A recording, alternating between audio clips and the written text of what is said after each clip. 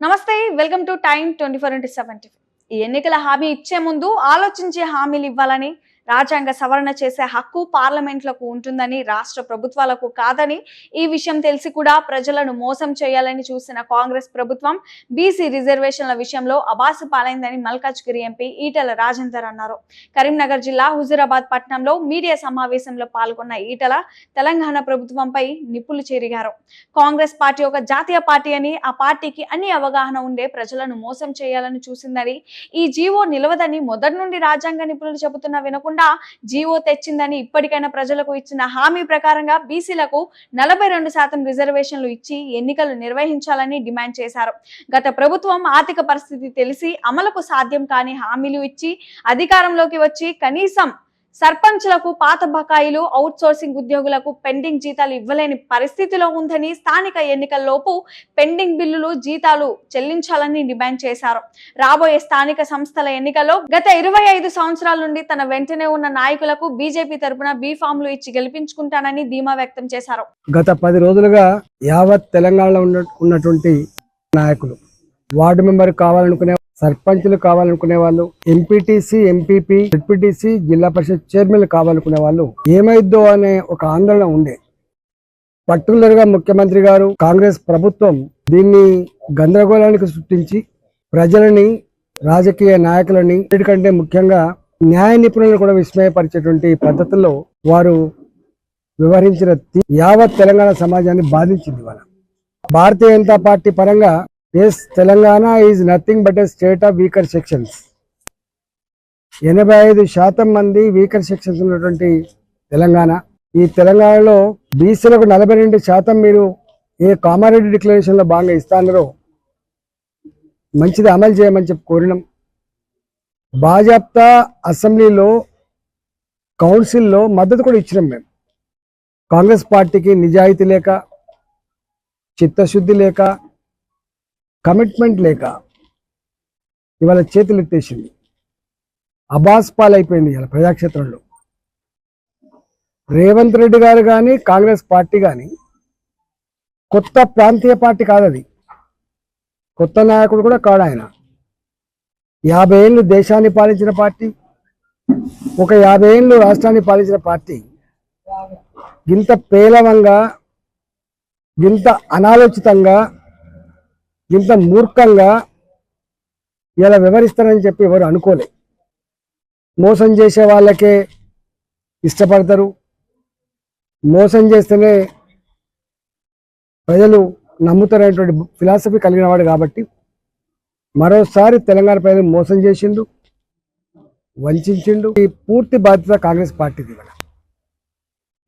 నేను ఇదే కమలాపూర్లో press meet పెట్టినప్పుడు చెప్పినాను, 42% రిజర్వేషన్లు తప్పకుండా అమలు కావాలి, మా సపోర్ట్ ఏం కావాలన్నా మీకు చేస్తామని చెప్పినాం. గవర్నర్ గారు ఆపడానికి కానీ, రాష్ట్రపతి గారు ఆపడానికి కానీ ఏం లేదు, తప్పకుండా మేము మద్దతు అని చెప్పినాం. కానీ జ్ఞానం ఉండాలి, అవగాహన ఉండాలి. మరి ఏం సలహాలు ఇచ్చిండ్రు, ఎవరి సలహాలు పాటించిండ్రో వాళ్ళకి అర్థం కావాలి. దేశంలో రాజ్యాంగ పరిరక్షకులు రాష్ట్రపతి గారు, రాష్ట్రంలో రాజ్యాంగ పరిరక్షకులు గవర్నర్ గారు. మీరు ఏ జీవో వచ్చినా కూడా అంతిమంగా గవర్నర్ పేరునే వస్తుంది. మీరు ఇప్పుడు చూడండి, మీరు ఏ జీవో వచ్చినా కూడా ఏంటంటే రాజముద్ర కేంద్రంలో రాష్ట్రపతి పేరు మీదనే వస్తుంది. బీసీ రిజర్వేషన్ల అంశం ఇది రాష్ట్రానికి సంబంధించిన అంశం కాదు. ఇది రాజ్యాంగానికి సంబంధించిన, రాజ్యాంగ సవరణ సంబంధించిన, ఆ రాజ్యాంగ సవరణ బాధ్యత, హక్కు పార్లమెంట్కు ఉంటుంది తప్ప శాసనసభలకు ఉండదు. డ్రామా ఢిల్లీలో జంతర్ మంతర్లో ధర్నా చేసినప్పుడు అర్థం కావాలి చాలా మందికి, ఎందుకో ధైర్యం చేయలేకపోయింది. ఒకవేళ రేవంత్ రెడ్డి గారికి, రాష్ట్రంలో ఉన్న కాంగ్రెస్ పార్టీకి 42% అమలు చేసే సత్తానే ఉంటే ఎందుకు జంతర్ మంతర్ దగ్గర ధర్నా పోయింది అనేది అర్థం కావాల్సి ఉండాలి. షెడ్యూల్ వచ్చిన తర్వాత మంత్రులు స్వయంగా మాట్లాడిండ్రు, ఏ పార్టీ వాళ్ళు కూడా మీరు కోర్టుకు వెళ్ళకండి, మాకు సహకరించే ప్రయత్నం చేయండి. సహకరించాల్సింది పార్టీలు కాదు, సహకరించాల్సింది వ్యక్తులు కాదు, సహకరించవలసింది రాజ్యాంగబద్ధంగా ఉందా లేదా అనేది అది కావాలి. ఒక మంత్రి గారేమో మేము కోర్టు తీర్పు వెలువడిన తర్వాతనే నోటిఫికేషన్ ఇస్తామని కూడా చెప్పిండు. కానీ జడ్జిమెంట్ రాలేదు, తీర్పు రాకముందే ఆధారబాధలో నిన్న పొద్దున నామినేషన్ల ప్రక్రియ సురువైద్దని చెప్పి నోటిఫికేషన్ ఇచ్చినట్టుగా వాళ్ళే ఇచ్చుకున్నారు. దాంతో ఎంత అభాస్పాలయంలో దాన్ని బట్టి అర్థం కావాలి. నాయకులు కూడా ఎవరైతే ఉన్నారో, మనకు అనేక మంది న్యాయ నిపుణులు ఉన్నారు. జస్టిస్ ఈశ్వరయ్య గారు కుండ బద్దలు కొట్టినట్టు చెప్పిండు. ఎన్నికటి రోజులు కాదు, ఎడ్డి తెలంగాణ కాదు ఇది, గుడ్డి తెలంగాణ కాదు ఇది. ఇవాళ ప్రతి ఇంట్లో గుడిసెల్లో కూడా చదువుకున్న పిల్లలున్నారు. రాజ్యాంగం పట్టింత అవగాహన ఉంది, చట్టం పట్టింత అవగాహన ఉంది. మీరు ఈ పని చేయొద్దని చెప్పింది. ఈ వాదన పసలేని వాదన. జనాభా ప్రాతిపదికన రిజర్వేషన్లు కలిగినటువంటి రెండు. ఒకటి ట్రైబల్స్, వాళ్ళు 70% అంటే 70% రిజర్వేషన్ ఇవ్వాల్సిందే, 90% అంటే 90% రిజర్వేషన్ ఇవ్వాల్సిందే. ఇవాళ నార్త్ ఈస్టర్న్ స్టేట్స్లో అక్కడ 90% అంటే 90% ఎస్టీ రిజర్వేషన్ ఉన్నాయి. రాజ్యాంగం కల్పించిన హక్కు అది. ఇవాళ దేశవ్యాప్తంగా ఇవాళ ఏ దళిత బిడ్డలు అయితే ఉన్నారో, షెడ్యూల్ క్యాస్ట్ వాళ్ళు ఎవరైతే ఉన్నారో, వాళ్ళు కూడా ఎంత జనాభా ఉంటే అంత రిజర్వేషన్ కల్పించాలి. ఈరోజు ఈ 42% ఇవ్వచ్చు అని చెప్పి మూర్ఖంగా మీరైతే వివరించిండ్రో, ఇప్పటికైనా చెంపలేసుకొని ప్రజలకు క్షమాపణ చెప్పి వెంటనే మీరు ఎన్నికలు జరిపించాలని చెప్పి కోరుతున్నాం. మీకు తెలుసు, ఇవాళ ప్రభుత్వం అంటే కేవలం శాసనసభలు పార్లమెంట్లే కాదు. గాంధీ గారు ప్రవచించిండు గ్రామ స్వరాజ్యం అని చెప్పి. గ్రామ స్వరాజ్యం వర్ధిల్లాలంటే గ్రామ సచివాలయం, మండల సచివాలయం, జిల్లా పరిషత్ శాఖ జరగాలి. బీహార్లో మా ప్రభుత్వమే ఉంది, కేంద్రంలో మా ప్రభుత్వమే ఉంది. కానీ బీహార్లో రిజర్వేషన్లు కొట్టేసింది కోర్టు. ఏం చేయలేకపోయినాం మేము. అప్పటికి నీ పార్టీ అధికారంలో ఉన్నా నువ్వు చేయలేవు, కానీ బ్లఫ్ చేసే ప్రయత్నం చేసినావు, మోసం చేసే ప్రయత్నం చేసినావు, ప్రజలు గోల్మాల్ చేసే ప్రయత్నం చేసినావు తప్ప ఇంకోటి కాదు.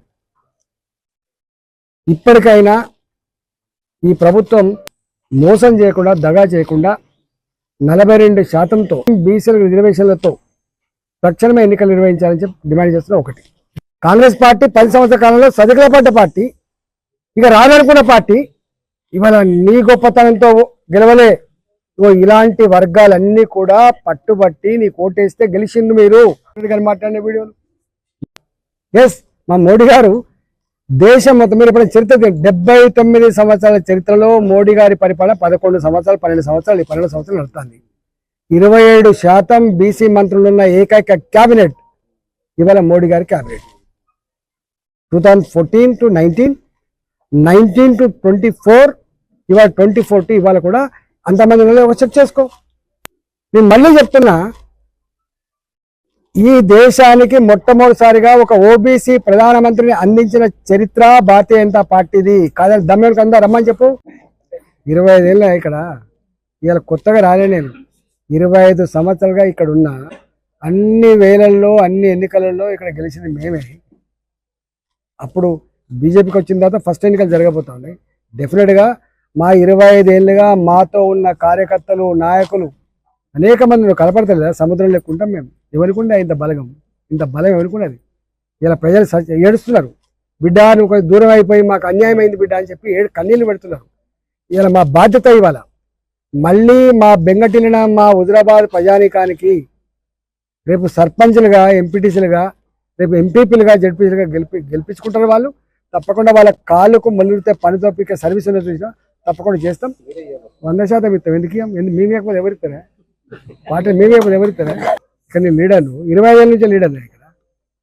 ఎందుకంటే 25 ఏళ్ళ నుంచి లీడర్ గుర్తుపెట్టుకో. ఇవి ఇప్పటి వరకు అప్డేట్స్. మరిన్ని అప్డేట్స్ కోసం చూస్తూనే ఉండండి Time 24/7 టీవీ. షేర్ చేయండి, లైక్ చేయండి, సబ్స్క్రైబ్ చేయండి. మరిన్ని వీడియోల కోసం బెల్ సింబల్ పై క్లిక్ చేయండి.